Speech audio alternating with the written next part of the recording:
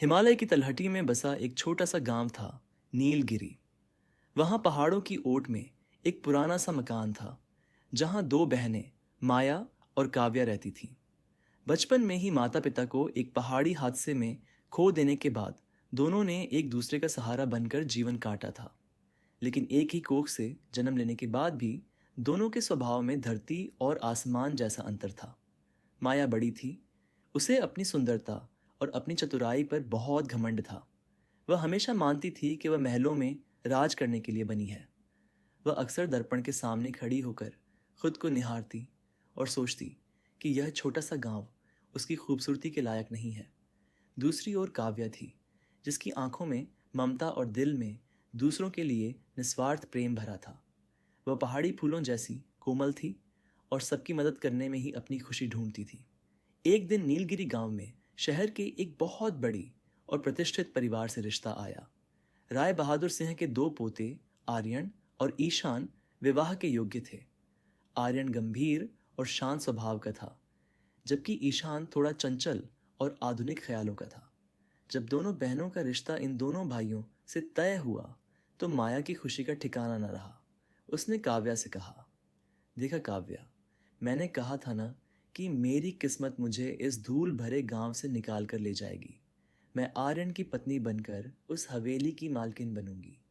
मेरा रुतबा ऐसा होगा कि सब मेरे इशारों पर नाचेंगे। सासू माँ को तो मैं अपनी बातों के जाल में फंसा लूंगी। और आर्यन, वह तो बस मेरी सुंदरता का कायल होकर मेरी हर बात मानेगा। काव्या ने उसे समझाने की कोशिश की।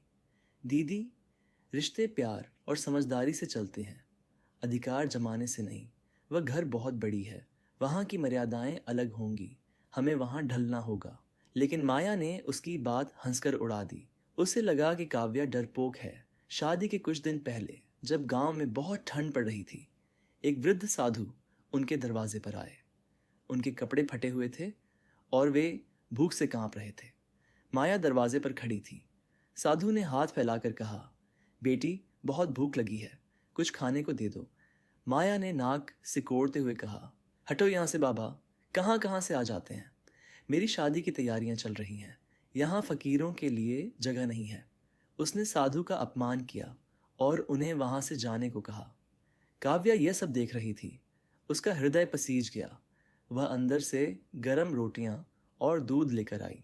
उसने साधु के पैर छुए और उन्हें बड़े प्रेम से भोजन कराया। साधु की आंखों में आंसू आ गए। उन्होंने भोजन करने के बाद अपनी झोली से एक पुरानी पोटली निकाली और काव्या को देते हुए कहा, बेटी, तेरी करुणा ही तेरा सबसे बड़ा धन है। इस पोटली में कुछ बीज है, इन्हें अपने नए घर के आंगन में लगाना। ये बीज नहीं, तेरे कर्मों का फल है। जब भी जीवन में घोर संकट आए, इन पौधों की सेवा करना, वे तुझे रास्ता दिखाएंगे। साधु ने माया की ओर देखा और गंभीर स्वर में कहा, और पुत्री, याद रखना, सुंदरता ढल जाती है, लेकिन अहंकार का घाव कभी नहीं भरता। तूने आज एक भूखे का अपमान किया है, इसका परिणाम तुझे समय आने पर पता चलेगा। माया ने जोर से ठहाका लगाया और साधु की दी हुई उस पोटली को छीनकर बाहर झाड़ियों में फेंक दिया।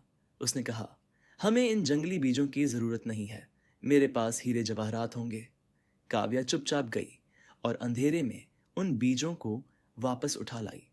उसने उन्हें अपने आंचल में छिपा लिया। शादी हुई और दोनों बहनें शहर के उस बड़ी हवेली में पहुंच गई। माया ने वहां जाते ही अपनी हुकूमत चलानी शुरू कर दी। वह सासू माँ से ऊंची आवाज में बात करती, नौकरों का अपमान करती और आर्यन को हमेशा अपने परिवार के खिलाफ भड़काती। वह दिखावे में इतना डूब गई कि उसने घर की शांति भंग कर दी। दूसरी ओर काव्या ने अपनी सादगी और सेवा भाव से सबका दिल जीत लिया। उसने चुपके से आंगन के एक कोने में उन बीजों को बो दिया।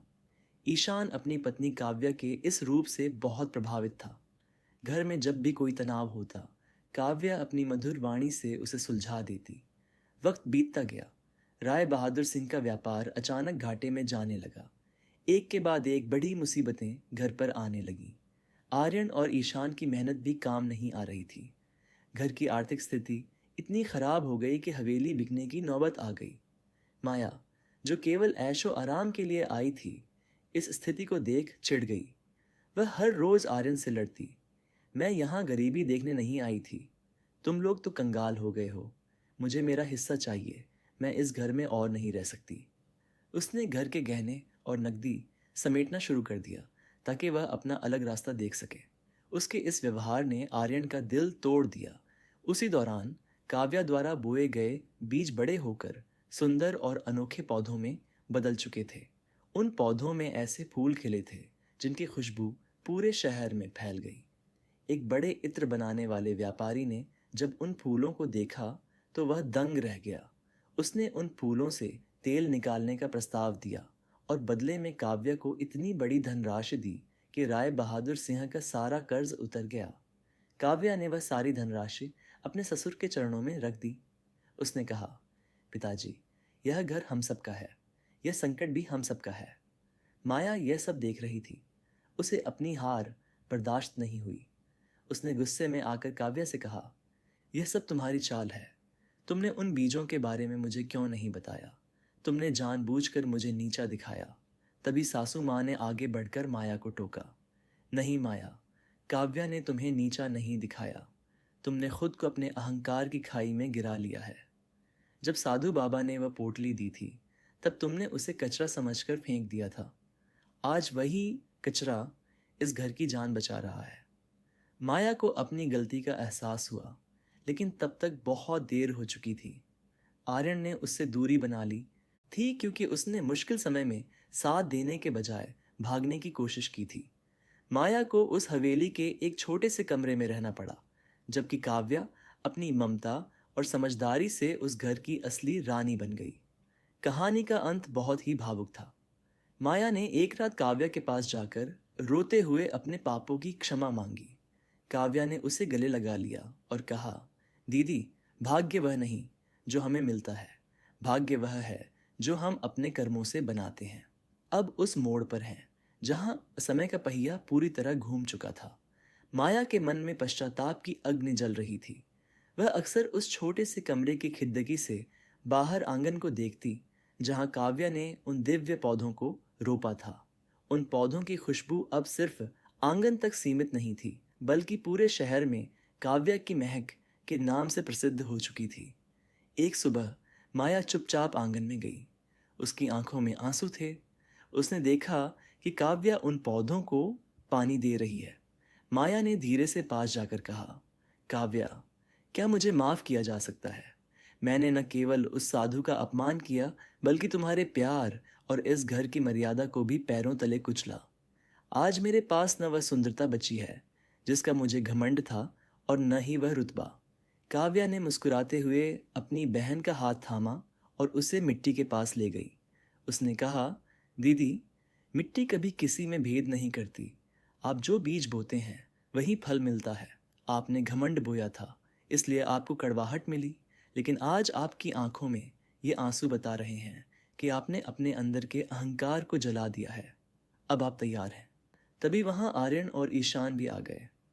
आर्यन के चेहरे पर अब भी थोड़ा खिंचाव था, क्योंकि वह माया की कड़ी डरवी बातों को भुला नहीं पा रहा था। काव्या ने आर्यन से विनती की, जीजू, हर इंसान से भूल होती है। दीदी ने अपनी गलती मान ली है। यही उनकी सबसे बड़ी जीत है। क्या हम एक नई शुरुआत नहीं कर सकते? आर्यन ने एक लंबी सांस ली और माया की ओर देखा। उसने देखा कि माया के चेहरे पर अब वह बनावटी चमक नहीं, बल्कि एक अजीब सी शांति थी। उसने कहा, माया, रिश्ता विश्वास पर टिका होता है। अगर तुम सच में बदलना चाहती हो तो हमें वक्त लगेगा, लेकिन मैं कोशिश ज़रूर करूँगा। उसी शाम हवेली के दरवाजे पर फिर से वही बूढ़ा साधु दिखाई दिया। इस बार माया खुद दौड़कर बाहर गई। उसने बिना बिंदु वाली जमीन पर सिर रखकर उनके पैर छुए। साधु ने उसे आशीर्वाद देते हुए कहा, बेटी, फल तब मिलता है जब जड़ें मजबूत हों। तूने अपनी जड़ें अब खोजी हैं। जा, अब तेरा घर खुशियों से भरेगा। धीरे धीरे वक्त बदला। काव्या और माया ने मिलकर उन फूलों का एक बहुत बड़ा व्यापार शुरू किया।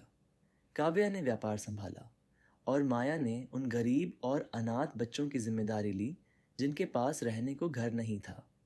वह अब नीलगिरी की ममता के नाम से जानी जाने लगी। हवेली की रौनक वापस आ गई थी।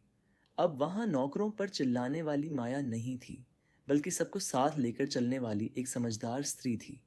काव्या की ममता और माया के पश्चाताप ने मिलकर उस परिवार को एक ऐसा अटूट बंधन बना दिया जिसे कोई संकट नहीं तोड़ सकता था। पहाड़ों की वादियों में आज भी वह हवेली जगमगाती है। वहाँ के लोग कहते हैं कि उस आंगन के फूल इसलिए कभी नहीं मुरझाते क्योंकि उन्हें दो बहनों के प्यार और उनकी एकता के पानी से सींचा जाता है। नियति ने अपना खेल दिखाया था, लेकिन प्रेम और माफ़ी ने उस खेल को एक सुंदर अंत दे दिया।